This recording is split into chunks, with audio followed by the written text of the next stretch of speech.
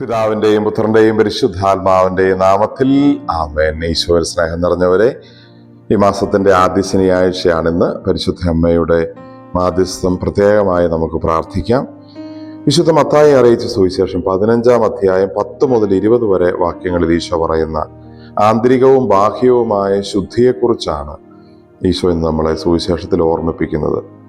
ശുദ്ധി പ്രധാനപ്പെട്ടതാണ്. മനസ്സിനും ശരീരത്തിനും ശുദ്ധി ഉണ്ടാവേണ്ടത് ആവശ്യമാണ്. Cleanliness is next to godliness എന്ന് പറയുന്ന ഒരു ശൈലിയുണ്ട്.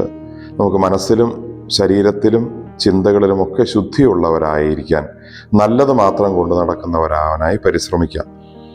നമ്മുടെ ഹൃദയത്തിലെ ചിന്തകളെയും അവയുടെ പ്രതിഫലനമായി, ഉള്ളിൽ നിന്ന് ഉണ്ടാകുന്ന ചിന്തകളുടെ പ്രതിഫലനമായി വായിലൂടെ വരുന്ന വാക്കുകളെക്കുറിച്ച് നമുക്ക് കൂടുതലായി ഉണ്ടാവേണ്ട ശ്രദ്ധയെക്കുറിച്ചാണ് ഈശോ എന്ന് പറയുന്നത്. ഉള്ളിലേക്ക് പോകുന്ന ഭക്ഷണത്തിൻ്റെ കാര്യത്തിൽ ഈശോ ഇവിടെ സൂചിപ്പിക്കുന്നു. ഉള്ളിലേക്ക് പോകുന്ന ഭക്ഷണത്തെക്കുറിച്ച് നാം ഏറെ ശ്രദ്ധിക്കും. അതിൻ്റെ വൃത്തി, അതിൻ്റെ ഗുണമേന്മ, അതിൻ്റെ രുചി എല്ലാം നമ്മൾ കാര്യമായി പരിഗണിക്കും. എന്നാൽ നമ്മുടെ ഉള്ളിൽ നിന്ന്, ഹൃദയത്തിൽ നിന്ന് വരുന്ന വാക്കുകൾ മറ്റുള്ളവരിൽ ഉണ്ടാക്കുന്ന ഫലങ്ങളെക്കുറിച്ച് നമ്മൾ പലപ്പോഴും, അതിൻ്റെ പ്രതിഫലനങ്ങളെക്കുറിച്ച് നമ്മൾ പലപ്പോഴും അത്ര ശ്രദ്ധിക്കാറില്ല. നല്ല ഭക്ഷണം കഴിച്ചില്ലെങ്കിൽ, ശുദ്ധവും ഗുണമുള്ളതുമായ ഭക്ഷണം കഴിച്ചില്ലെങ്കിൽ അത് ശരീരത്തിന് ദോഷകരമായി ബാധിക്കുമെന്ന കാര്യത്തെക്കുറിച്ച് ബോധ്യമുള്ളത് കൊണ്ട് നമ്മൾ ആ ഭക്ഷണ കാര്യങ്ങളെ ശ്രദ്ധിക്കും. എന്നാൽ വായിൽ നിന്ന് വരുന്ന വാക്കുകൾ, അതിൻ്റെ പ്രതിഫലനങ്ങൾ, മറ്റുള്ളവരിൽ ഉണ്ടാക്കുന്ന ഫലങ്ങളെക്കുറിച്ച് നമ്മൾ അത്ര ശ്രദ്ധിക്കാറില്ല. അശുദ്ധമാക്കുന്നതും അസുഖമാക്കുന്നതും തമ്മിലുള്ള വ്യത്യാസമാണ് പ്രധാനമായും തിരിച്ചറിയേണ്ടത്. അസുഖമാക്കുന്നതിനെ കുറിച്ച് നമ്മൾ കരുതലുള്ളവരായിരിക്കുന്നത് പോലെ മറ്റുള്ളവരുടെ ഹൃദയത്തിൽ അശുദ്ധി വിതയ്ക്കുന്ന കാര്യങ്ങൾ നമ്മളിൽ നിന്നുണ്ടാകുന്നുണ്ടോ എന്നതാണ് പ്രശ്നം.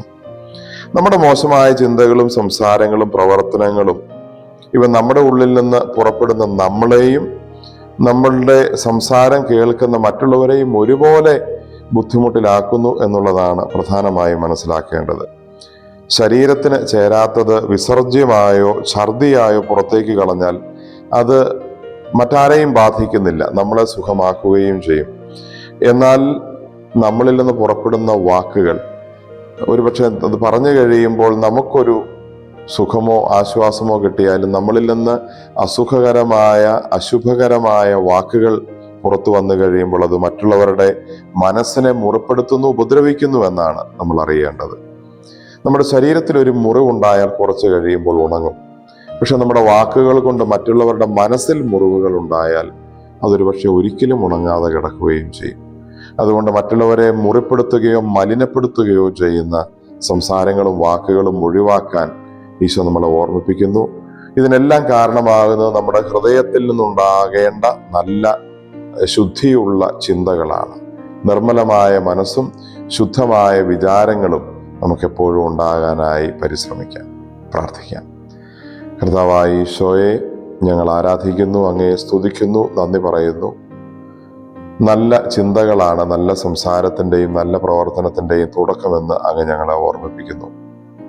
മറ്റുള്ളവരെക്കുറിച്ചും ഞങ്ങളെക്കുറിച്ചും എല്ലാത്തിനെക്കുറിച്ചും എപ്പോഴും നല്ലത് മാത്രം ചിന്തിക്കാനും സംസാരിക്കാനും മറ്റുള്ളവരോട് നല്ല രീതിയിൽ ഇടപെടാനും ഞങ്ങളെ എപ്പോഴും അനുഗ്രഹിക്കണമേ.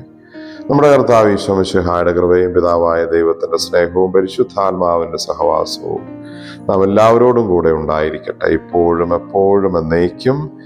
ആമേൻ. ഈശോ മിശിഹായ്ക്ക് സ്തുതിയായിരിക്കട്ടെ.